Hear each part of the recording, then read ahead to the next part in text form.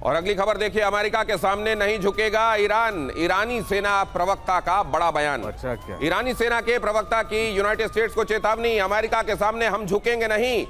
तो ये स्टेटमेंट्स क्या बाद में अपने जज्बे को जिंदा रखने की कोशिशों के तहत देखा जाना चाहिए, या यही जज्बा है जो ईरान को एक बड़ी जटिल पहेली बनाता है अमेरिका के लिए? इसको कैसे देखा जाना चाहिए मनीषा?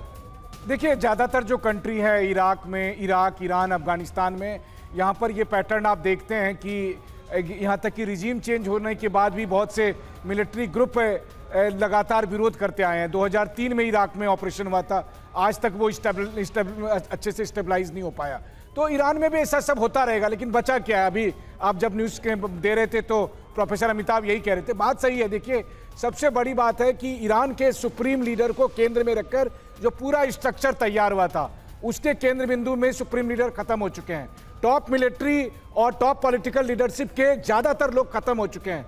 और आज जो आप देख रहे हैं औने पौने जहां तहां अटैक होना, मेरा अपना असेसमेंट है, उसके पीछे का रीजन ये है कि सेंट्रल कमांड और मिड कमांड के बीच का कम्युनिकेशन भी खत्म हो चुका है। जिसको जहां मन में आ रहा है वहां अटैक कर रहा है, कहीं कोई पैटर्न नहीं दिखाई दे रहा, और इससे कोई मिलिट्री अचीवमेंट भी नहीं होगी। इतना ही नहीं, बल्कि आपने डिप्लोमेटिकली और स्ट्रेटेजिक मूव भी खो दिया है। आप सब जगह पर अटैक कर रहे हैं, कोई सिंपैथी नहीं बची। ईरान के हेड ऑफ स्टेट पर अटैक हुआ, तो एक सिंपैथी होनी चाहिए थी, वो भी नहीं बची है। 24 घंटे के अंदर 1200 से ज्यादा बम बरसा दिए जाएंगे और लीडरशिप का एक बड़ा पूरी की पूरी लेयर ही साफ कर दी जाएगी। तो उसके बाद असल में फिर ये सिर्फ स्टेटमेंट रह जाएंगे, लेकिन फिर भी ये स्टेटमेंट आ रहा है। मतलब क्या वाकई कुछ एक चीजें ऐसी हैं जो अब भी ईरान के लड़ रहे लोगों को ये आश्वासन दे रहे हैं कि नहीं, अभी भी हमारे लिए लड़ाई बाकी है। आगे देखिए, खamenei की मौत से इस्लामाबाद में गुस्सा है। लीजिए, अपने एयर स्पेस का इस्तेमाल भी करने देते हैं, कुछ भी निर्णायक नहीं करते हैं, गुस्सा भी दिखा देते हैं। इस्लामाबाद में सड़कों पर उतरे लोग, पुलिस और प्रदर्शनकारियों में झड़प की खबरें, पुलिस ने दागे आंसू गैस के गोले। मुझे तो जनरल सिन्हा वो बंदर वाली बात याद आ रही है, जिसने इस डाल से उस डाल पर कूद फांद कर दिखाया। लोगों ने कहा ये सब तो कर रहे हो, काम कब करोगे? बोले देखो मेहनत में कमी रह गई हो तो बताओ। ये जो है ये इसके बियॉन्ड इसका हासिल क्या है, ये जो किया जा रहा है पाकिस्तान में?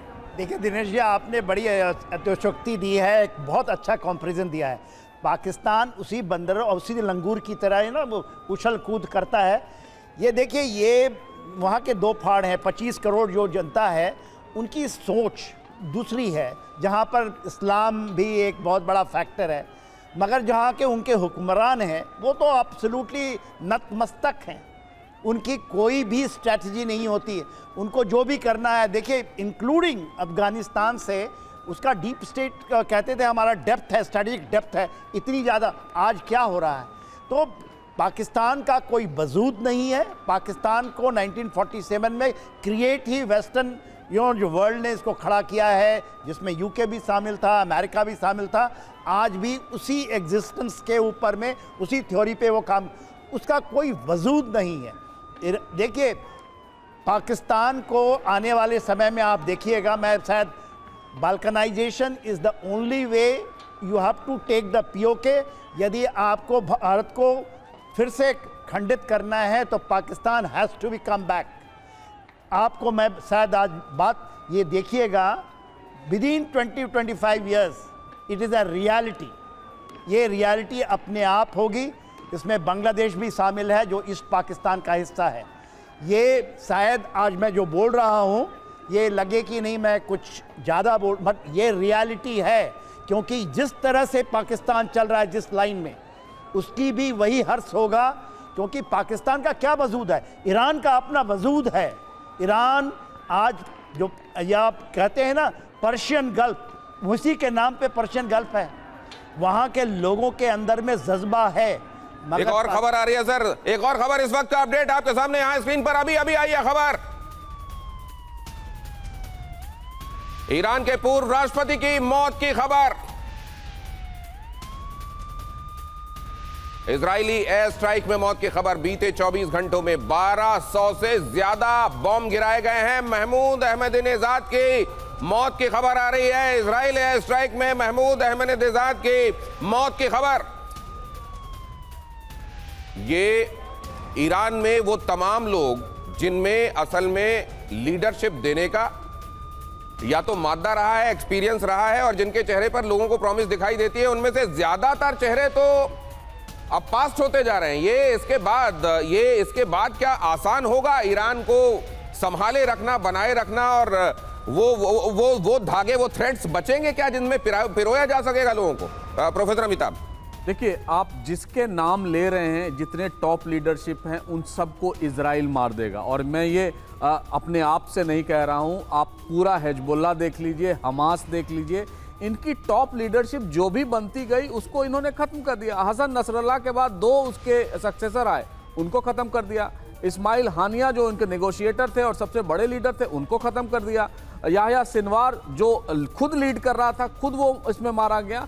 तो ये इनका गेम प्लान है कि किसी भी तरह से वहाँ जो इस्लामिक लीडरशिप थी, जो गार्डियन काउंसिल की लीडरशिप थी, इनको धीरे धीरे करके सारों को खत्म कर देगा अगले 72 घंटे में। आप मुझसे लिखवा के ले लीजिए दिनेश जी, कोई ऐसा व्यक्ति नहीं बचेगा जिसकी आस्था इस्लामिक रेवोल्यूशन 1979 पे थी वो बचे। और यही इनका इंटेंशन है। इनका इंटेंशन, खासकर इजराइल का इंटेंशन, यहाँ स्थिरता लाना, यहाँ स्टेबिलिटी बहाल करना ये नहीं है।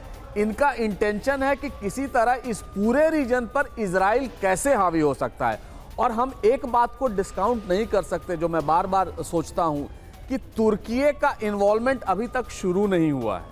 तुर्की अपने आप को ओटोमन के बाद अपने आप को एक नया खलीफा के तरह, वहां के जो अर्दवान साहब हैं वो अपने आप को देखते हैं। हालांकि तुर्की इस समय ईरान के साथ खड़ा दिख रहा है, लेकिन तुर्की एक नेटो पावर है।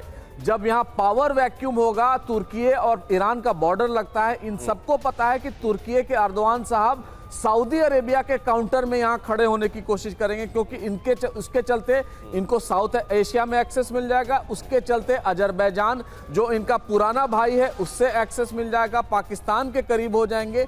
ये सारा गेम प्लान है। तो तुर्की को भी रूल आउट नहीं कीजिए इस पूरे अभी बहुत सारी ऐसी चीजें जो अनफोल्ड होनी बाकी हैं। यहां से क्या क्या अनफोल्ड होता हुआ दिखाई दे रहा है? गेम ऑफ थ्रोन्स जहां चल रहा है वहां क्या होता हुआ दिखाई दे रहा है?